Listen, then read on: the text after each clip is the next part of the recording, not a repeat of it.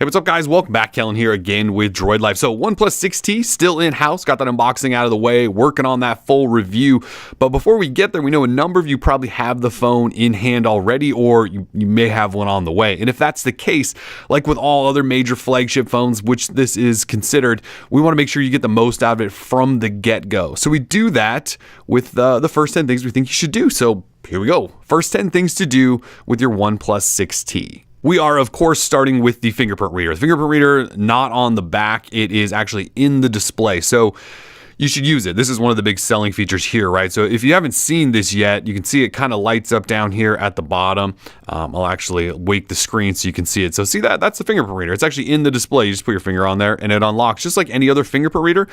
But you should use it because it's not only cool, this is the first phone in the US with one, but it actually works pretty well. So to get it set up, and if you didn't do this while you walked through setup, this is where you'll find it now. Go into settings, security lock screen, and screen lock. You're gonna have to set up one of those. I currently have a pattern, but you could do a PIN or password or something like that. And then you'll see a section called fingerprint. So tap on fingerprint, use whatever your pattern, password, PIN is, and then we can start setting up fingers. So I've got 4. So I set up both thumbs and both index fingers. Since if I'm holding the phone, your thumb is going to go there, and if it's laying on a desk, your fingers are going to go there. Makes sense? So I set up those 4, got those going there. To add one, though, all you do is hit add fingerprint, and it walks you through the process. And so we'll use this middle finger because I haven't used it before, and you just lift and press and lift and press and lift and press. Now, I will say this one takes a little bit longer than normal fingerprint readers that you found on the back sides of phones or something like that. It actually takes quite a while, and it's a little finicky, but once you get it set up, it works pretty well. I'm not going to finalize that. But so 4 fingers, thumbs, index, make sure you set those up. A couple other things I think you should tweak are these 2 down here. So one is pick up your phone to show, and one says tap the screen to show. So what that's doing is when you pick up your phone, or if you just tap on it, the fingerprint reader lights up so then you can scan your finger. And that's important because if your phone is sitting off with a black screen, you can't touch the fingerprint reader right there to unlock. So there's no way to unlock it. But if you have it set up to touch, so if we touch, it'll fire up and then I can unlock. Or if you have it set up to do lift or move, let me try to do that again.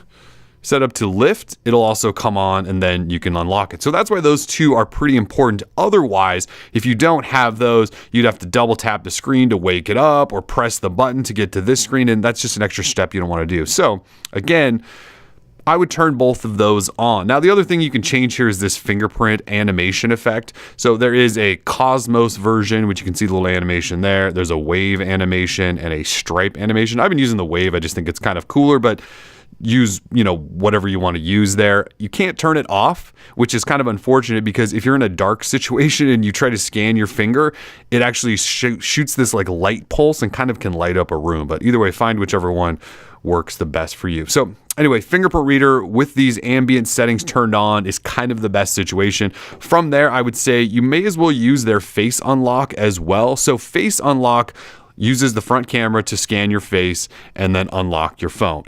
It actually works pretty well. It's pretty fast. So if you get into this situation where maybe that fingerprint reader isn't quite as fast as you like, if you wake the phone and have face unlock set up, it'll scan your face and maybe unlock it before your fingerprint even reads. It's pretty fast. So if I remove face data here, this is my face, and then I add it, the next screen, it'll go through and it starts scanning my face, which I know it's not really doing because there's a mic and a camera and stuff like that, but you put your face in this little silhouette right here, and it then scans your face and records face data. And then it does face unlock. So anyway, I would consider those 2 for sure. Use the fingerprint reader because, well, it's kind of one of the big selling features on this phone. From there, let's talk about our navigation setup. So down here, navigation bar, how you move around your phone. As you can see, I've got the standard Android setup with back, home, and app switcher, but OnePlus actually includes a couple of gesture options as well. So we're going to go back into settings and look for buttons and gestures, and then navigation bar and gestures. And there's a couple other things we'll talk about here in a second, but we're going to go in here first. So OnePlus offers you 3 options. You can do back home recents, which is what I have here, back home recents.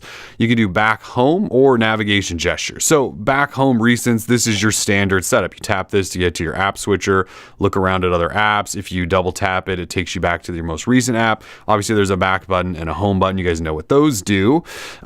If we go with back home, this is sort of like Google's setup, which was introduced with Android Pie on the Pixel 2, and then it was included with the Pixel 3. And what you have here is a home button.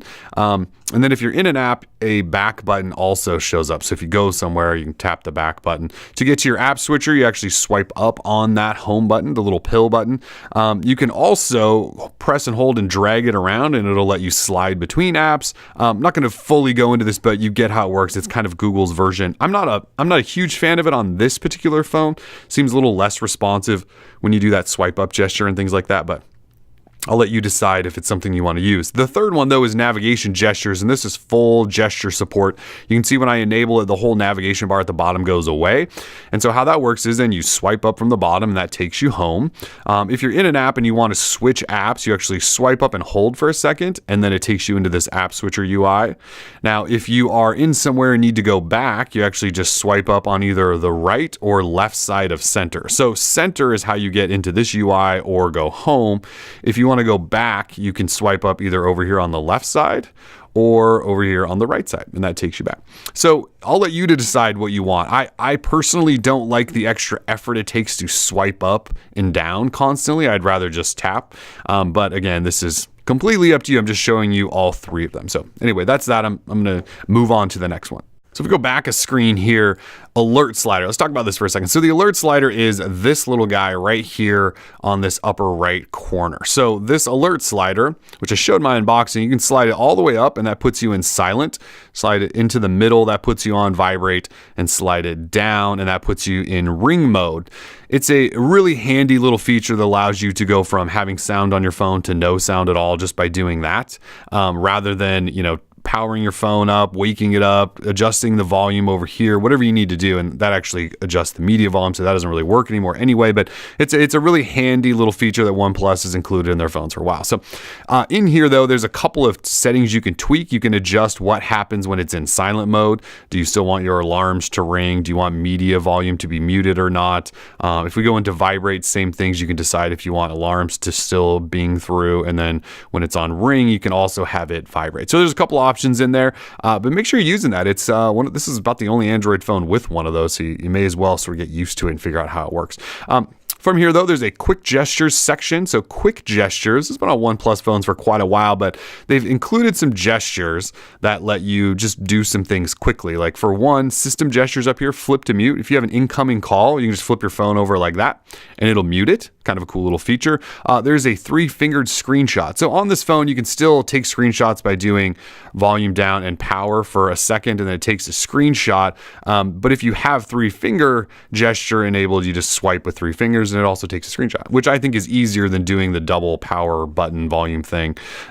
If we go to screen off gestures, a couple of cool things in here. Double tap to wake, music controls, which I don't really care about, but these drawing things are kind of fun. So double tap to wake, that's pretty self-explanatory. If you have that turned on and your phone is locked, you just double tap it, it'll wake up the screen. Drawing, though, to open apps or things like that is kind of fun.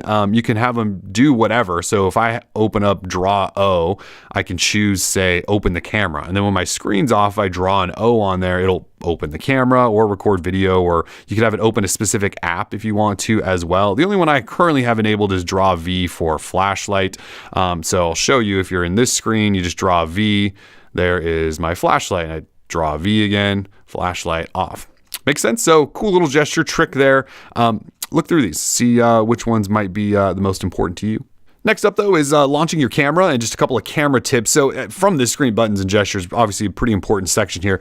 Quick turn on camera. If you toggle that on, it allows you to double tap on your power button and that launches your camera from wherever, lock screen, in an app, whatever. If you double tap, so screen off, double tap, that launches the camera. So that works from wherever. You should memorize that. That is your fastest way to launch the camera and snap a picture.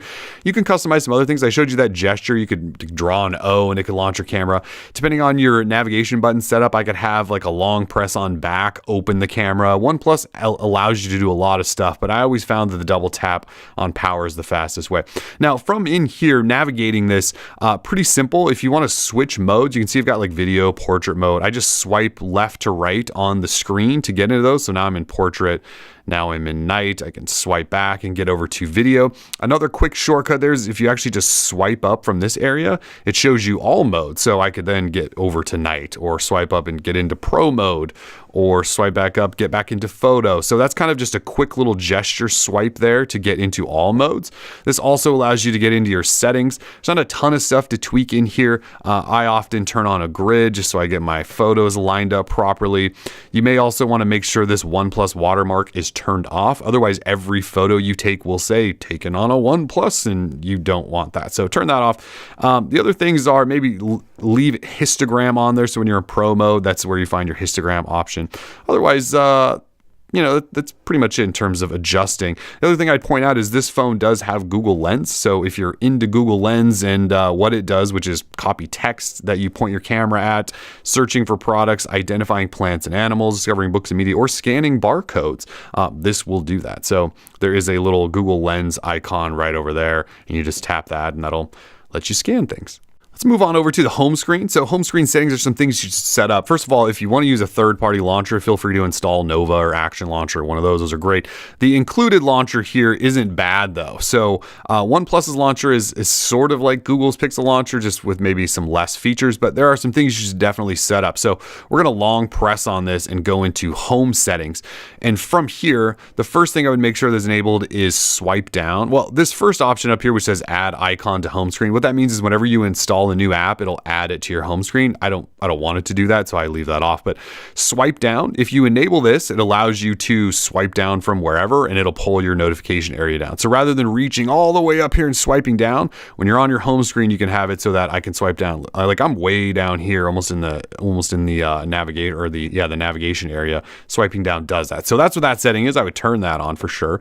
The shelf, so I will probably end up turning that off, but the shelf is this area over here to your left side, which says never settle, which is cheesy, but there's some shortcuts to tools and some of your recent apps and some of your recent contacts. If you have the T-Mobile version, apparently you can switch this to Google's Discover feed. This is the unlocked version, and I do not have that option, but apparently it is on the T-Mobile version. So if you have the T-Mobile version, you may want to do that because it's kind of handy. And there will be an option in here that says change shelf something. I'm not sure. Again, this is the unlock, but there is an option for that on the T-Mobile.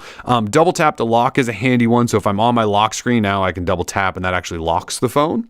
So certainly one of the handier tricks if you want to quickly lock it manually. You can also adjust icon packs. So if you don't like how the icons look from OnePlus, you can change those to round or square, or install third-party icon packs. But this is exactly where you would do that. With that in mind, you can actually manually change icons. So if I long press on this here and go to edit, and then tap on the icon, it'll allow me to choose which icon format I want to use. And if I had third-party icons in here, they would be listed there, and then I could choose and customize just individual icons. So some handy little tricks there. That should at least let you get your home screen set up properly. Let's talk now about some display stuff. So swipe down, go into settings, and we're gonna go into display. Now there's a whole bunch of stuff in here. You should spend some time in here, but I wanna highlight a few things. Night mode, we're big fans of night mode. So if I turn night mode on, you'll see what it does. It turns everything this sort of amberish color, eases strain on your eyes. It's a blue light filter. You should definitely use it. I have mine set to automatically turn on at night. Another cool thing is if you actually read books or something like that on your phone, there is a reading mode, and it turns everything to grayscale to make it also easier on your eyes as you try to read things. So just keep that in mind. Kind of cool. I have shortcuts to these up here in this notification quick settings area. You can see night mode there. I thought I had reading mode. Apparently I don't. I probably will add it up there, but you can have shortcuts to those. Just hit this little edit button and you'll find them all there. We've talked about that plenty in the past. Screen calibration. This is where you can decide what kind of color profile you want on your phone. So I have mine set to default. I think it looks great, but you can do sRGB if you want those muted colors. DCI-P3, adaptive mode, custom color where you can choose the coolness or warmness of the display. Kind of up to you. I've been going with just default, but there are some options in there. If you really hate that notch up top, you can actually hide it, and that basically just makes your notification area black. This notch barely shows. I'm not going to do that, but if it bugs you, you can certainly do that. Ambient display. We talked about this a little bit with the fingerprint reader, and we turned these two shortcuts on. You can also adjust how you want your clock to look. There aren't many options, and I don't like that red accent they put everywhere, so I go with just the basic digital white guy, but you can choose that if you want to as well. You can also have the screen wake up every time you get new notifications. I leave that on because this just sits by me on my desk all day, so think about that. Other than that, in here, there are some font size stuff you can adjust in status bar. If there are certain icons up here that you don't like say you